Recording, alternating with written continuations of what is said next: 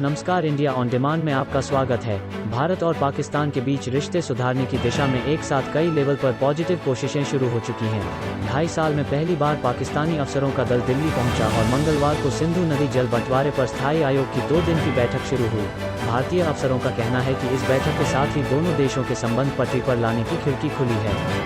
पुलवामा हमले के जवाब में बालाकोट एयर स्ट्राइक के बाद यह पहला मौका है जब पाकिस्तान और भारत के अधिकारी आमने सामने बैठकर मुलाकात कर रहे हैं। एक वरिष्ठ अफसर ने भास्कर को बताया कि अभी बहुत कुछ पाइपलाइन में है।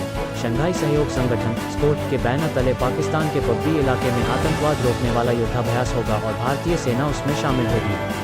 इसकी अभी सरकारी तौर पर घोषणा नहीं हुई है, लेकिन इस कार्यक्रम से भारत पीछे नहीं हटेगा, क्योंकि स्कोट रूस के लिए प्रतिष्ठा का सवाल है और भारत मॉस्को को नाराज होते नहीं देखना चाहता। लिहाजा भारत पाकिस्तान के विभाजन के बाद इतिहास में पहली बार भारतीय सेना पाकिस्तान में किसी दोस्ताना अभ्यास में शामिल होगी। भारत और पाकिस्तान को बातचीत की पटरी पर लाने में यूएई और सऊदी अरब ने भूमिका निभाई है। इस बारे में विदेश मंत्रालय अभी कुछ बोलने को तैयार नहीं है, लेकिन इस बात को मान रहे हैं कि बिना आग के धुआं नहीं उठता। संबंधों में यह प्रोग्रेस अचानक नहीं हुई, बल्कि एक लंबी प्रक्रिया के तहत हुई है। 30 मार्च को तजिकिस्तान की राजधानी में हॉट एशिया कॉन्फ्रेंस होगी। इसमें विदेश मंत्री एस जयशंकर और पाकिस्तानी विदेश मंत्री शाह महमूद कुरैशी शामिल होंगे। वहां दोनों नेताओं के बीच मुलाकात संभव है। आइए अब हम बात करते हैं उन गौर करने लायक 3 बातें जो संबंध सुधार का आधार बन रही हैं। पहली, 25 फरवरी के बाद सीज़फायर वॉयलेशन नहीं। 25 फरवरी को दोनों देशों के सैन्य संचालन महानिदेशकों ने हॉटलाइन पर बातचीत की थी। इसमें तय हुआ था कि सीमा पर सीज़फायर वॉयलेशन नहीं होना सुनिश्चित करेंगे। तब से दोनों तरफ की तोपें शांत हैं, जबकि 1 से 25 फरवरी तक सीज़फायर वॉयलेशन की 225 घटनाएं हुई थी। इससे पहले जनवरी में पाकिस्तान ने कुल 336 बार संघर्ष विराम तोड़ा था। दूसरी गौर करने लायक बात यह है कि दोनों देशों के नेता कड़े बयान नहीं दे रहे। पाकिस्तान के पीएम इमरान खान और सेना प्रमुख कमर जावेद बाजवा लगातार नर्म बयान दे रहे हैं। इमरान को कोरोना हुआ तो मोदी ने उनके जल्द ठीक होने की कामना की। इधर 5 राज्यों के चुनावी माहौल में भारतीय नेता पाकिस्तान को लेकर कोई बयान नहीं दे रहे हैं। न ही भारत बलूचिस्तान पर बयान दे रहा है, जिसे प्रमुख संकेत के रूप में देखा जा सकता है।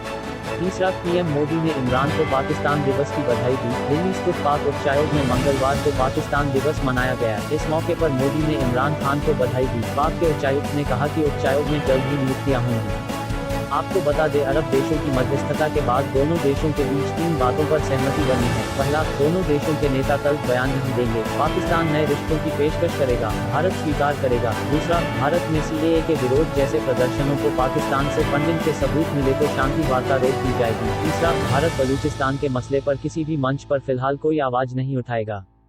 इस मामले में विशेषज्ञों का कहना है कि भारत पाक के संबंधों को लेकर हो रहे सकारात्मक घटनाक्रमों में कुछ किंतु परंतु भी जुड़े हैं। अब आगे पाकिस्तान की लीडरशिप और पाकिस्तानी सेना की नीयत की परीक्षा होनी है। पिछले अनुभवों से हमने सीखा है कि तात्कालिक दबाव में पाकिस्तान कुछ कदम उठाता है, लेकिन फिर आतंकवाद को अपनी सरकारी नीति की दीर्घकालिक रणनीति का हिस्सा बनाने का उसकी सेना का मोह बरकरार रहता है।